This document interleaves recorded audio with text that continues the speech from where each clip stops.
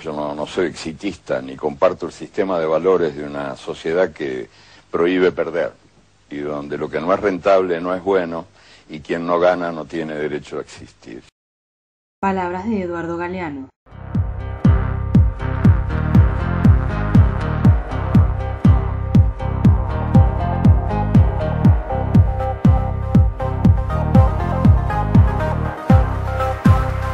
Flash informativo.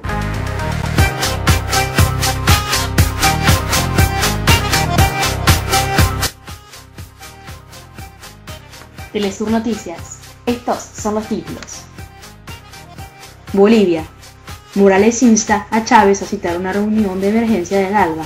El presidente boliviano Evo Morales reveló este viernes que pidió a su par venezolano, Hugo Chávez, llamar a una reunión de emergencia a los países del bloque subregional ALBA para tomar posición frente a la agresión de Estados Unidos y pasar de la provocación a la ofensiva.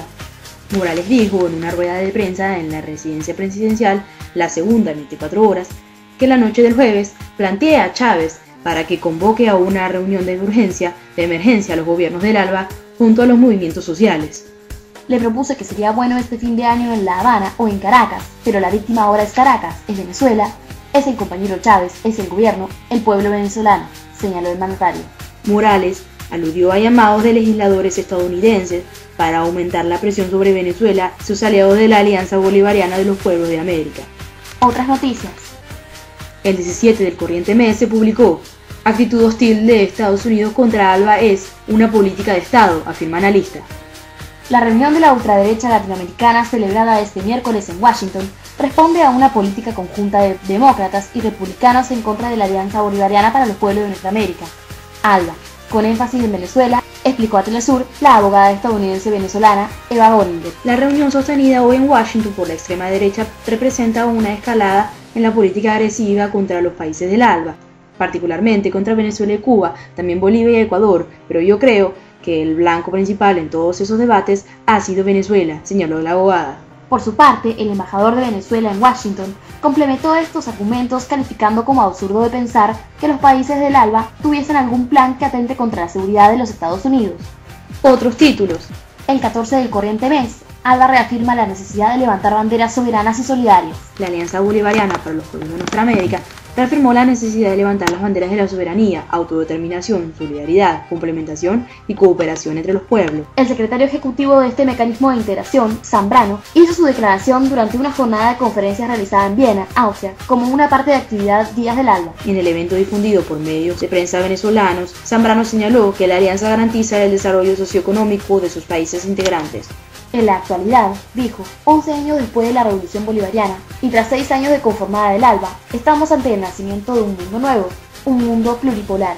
Aseveró que el ALBA tiene grandes logros en materia social al atender los aspectos de la inmensa deuda que dejó el capitalismo en los pueblos de los países miembros. Por el momento se encuentran más de 3 millones de personas alfabetizadas y esperamos declarar la zona de territorio libre de analfabetismo para el año 2012, subrayó. Prensa Latina, Telesur. Estos han sido los títulos de Telesur. Nuestro norte es el sur. Bueno, ¿qué les parece si escuchamos un poco lo que tienen que decir los oyentes al respecto? Hola. Hola, mi nombre es Pedro. Soy un trabajador del campo. Yo trabajaba para el Patreon, ¿vio? Y bueno, yo quería llamarles para decirles cuál fue mi situación. Yo trabajaba con mi señora y mis 2 hijos. Sembrábamos papa, no teníamos mucho, pero era necesario, y nos han corrido. Un día vino el patrón con un agente y nos sacaron. Nos dijeron que no podíamos estar más ahí. Me tuve que ir. Yo quería decirle a todos los que están en mi situación, que no están solos. Con unos compañeros nos estamos organizando. Si alguien me escucha, yo soy de Bolivia. Corran la voz. Bueno, licenciada, ¿qué opina de lo que acabamos de escuchar? Bueno, la experiencia de vida que hemos escuchado a nuestro compañero Pedro es el reflejo de alguna manera de una realidad del país bolivariano actual, en la cual las características del empleo en el campo y la formación en que el desempeño de los diferentes sectores productivos en las áreas rurales estaría influyendo sobre algunos cambios, ¿no?, en su composición socioterritorial, así como sobre la dinámica del funcionamiento de los mercados de trabajo. Bueno, una de las posibles razones que explica la escasa dificultad para analizar este tema puede ser la falta de estadísticas detalladas para dar cuenta de las más recientes tendencias de la evolución y la estructura del empleo en el área rural. Los estudios disponibles indican que la evolución del empleo rural en Latinoamérica se caracteriza por la disminución de la población en el área rural, que trae como consecuencia la declinación de la población ocupada en la agricultura. Las estadísticas mismas incluyen dentro del sector agropecuario a las subramas de cultivos, cría de animales, otras actividades agropecuarias, silvicultura y extracción de madera.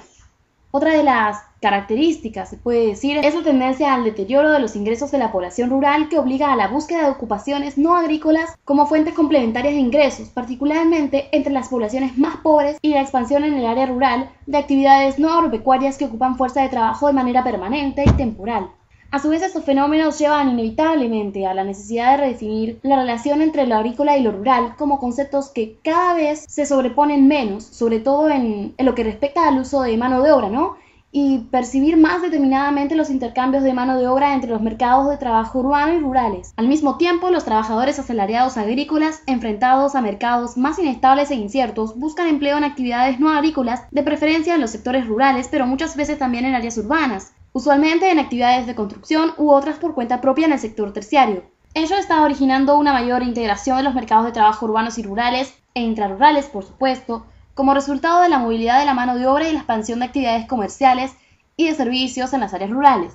Otro fenómeno interesante es que el uso de trabajo asalariado ya no es exclusivo de las medianas y grandes propiedades, pues hay un número cada vez mayor de estas pequeñas unidades comerciales con actividades intensivas en mano de obra que están empleando trabajadores remunerados. Este fenómeno es particularmente visible en algunos minifundios que producen bienes de alto valor y contratan mano de obra en proporciones relativamente altas. Bueno, estos procesos señalados también están siendo acompañados por cambios en el funcionamiento de los mercados de trabajo rurales, orientados al aumento de los empleos temporales y la disminución de los permanentes con relación al empleo total, los cuales de alguna manera forman estos indicadores, ¿no?, de los que veníamos hablando, de la precarización del mercado de trabajo debido a la creciente importancia de los empleos temporales en conjunto. Esto incide directamente en las condiciones de seguridad social, de seguridad en el trabajo y la vida de estos trabajadores, como Pedro, al interior de las exportaciones agropecuarias. Los periodos intermitentes de la actividad tienden a incrementar el subempleo de la mano de obra en el área rural, que tradicionalmente se ha encontrado en niveles bastante bajos, puesto que la subutilización relacionada con la estacionalidad se transforma en el desempleo de la mano de obra. En la medida en que los trabajadores agrícolas desempleados ya no cuentan con medios de subsistencia, buscan insertarse cada vez más en actividades por fuera del sector agrícola.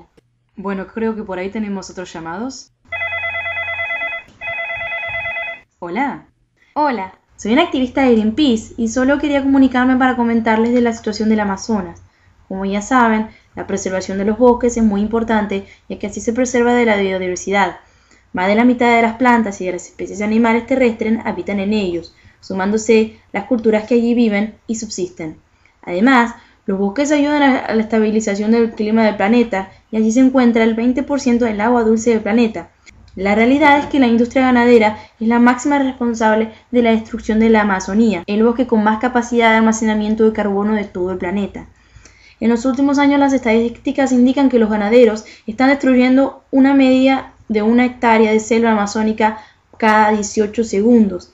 El Amazonas brasilero registra la mayor tasa de deforestación anual del mundo. Y quiero hacer hincapié en que el gobierno brasileño pretende alcanzar una posición dominante en el mercado global de carne de vacuno. Es por esta situación que desde Greenpeace pedimos detener la deforestación y la pérdida de biodiversidad, que se dé un fin a la privatización ilegal y que se dedique a realizar la legislación correspondiente para que de una vez se haga en beneficio de los habitantes y de los más desventajados. Muchas gracias al oyente. En un principio quiero expresar nuestro acuerdo en lo denunciado. Es muy importante que se lleven a cabo proyectos y políticas que protejan el pulmón del territorio latinoamericano.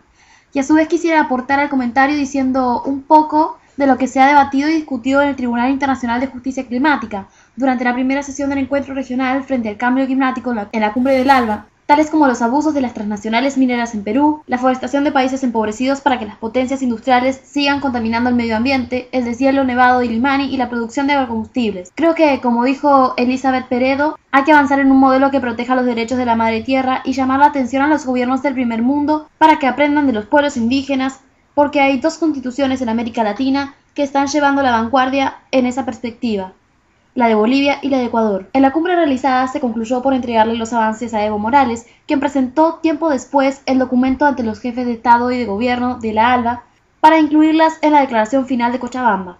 Este nos pareció uno de los principales avances de la cumbre, ya que pone en marcha de alguna manera las políticas planteadas mediante las cuales se emitirán sentencias éticas, políticas y morales contra los países o gobiernos que alteren el medio ambiente. Bueno, muchas gracias, señorita Yessi. De nada, muchas gracias a ustedes por invitarme.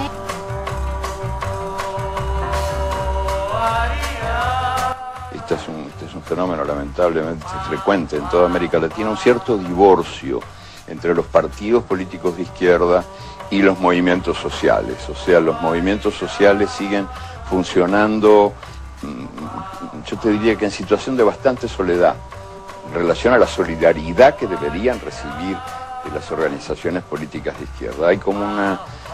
Espero que podamos superar esa distancia que se abre entre los movimientos ecologistas, feministas, movimientos por los derechos humanos y los partidos de izquierda. Estas han sido las palabras de Eduardo Galeano, periodista y escritor uruguayo. La mayor parte de los excluidos, de los que no tienen voz por allá en los espacios del poder, aquí vienen a expresarse y a decir su voz de protesta. Aquí vienen a decir sus poemas, sus canciones, su esperanza. Aquí vienen a cantar, aquí vienen a decir lo que son, lo que quieren, porque cada día me convenzo más de que el único camino por el cual nosotros podemos romper la hegemonía capitalista es por el camino de la revolución. No hay otro camino.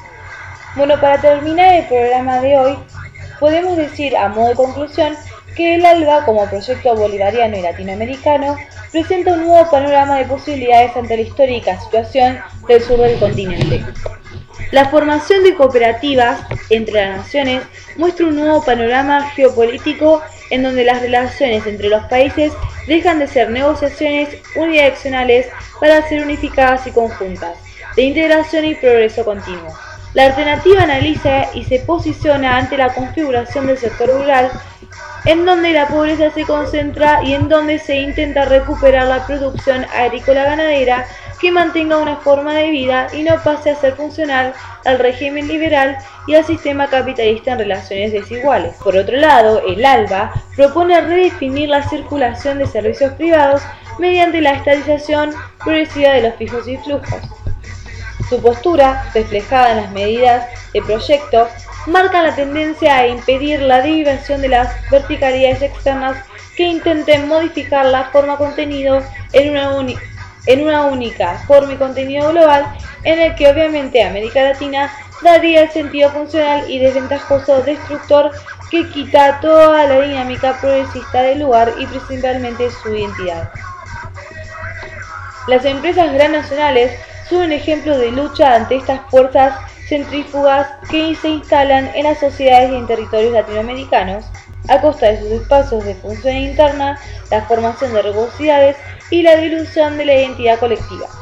Estas empresas tienen un formato claramente integral, en donde la posibilidad de la formación de relaciones bilaterales, trilaterales y multilaterales rompe con los límites geográficos y económicos que dificultan la acción de proyectos generales de una misma realidad y un mismo camino. Estos nuevos modos de relaciones internacionales, en un contexto latinoamericano complejo, hacen a la fuerza y lucha contra las antiguas relaciones totales disparejas, carentes de elección y mayormente dependientes. La implementación de muchas propuestas del ALBA, así como de otras organizaciones sociales que lograron romper con las fronteras, hicieron que en estos últimos años los cambios socioterritoriales hagan frente a la explotación exhaustiva de las periferias y el crecimiento hegemónico de los poderes imperialistas a costa de la desvalorización latinoamericana.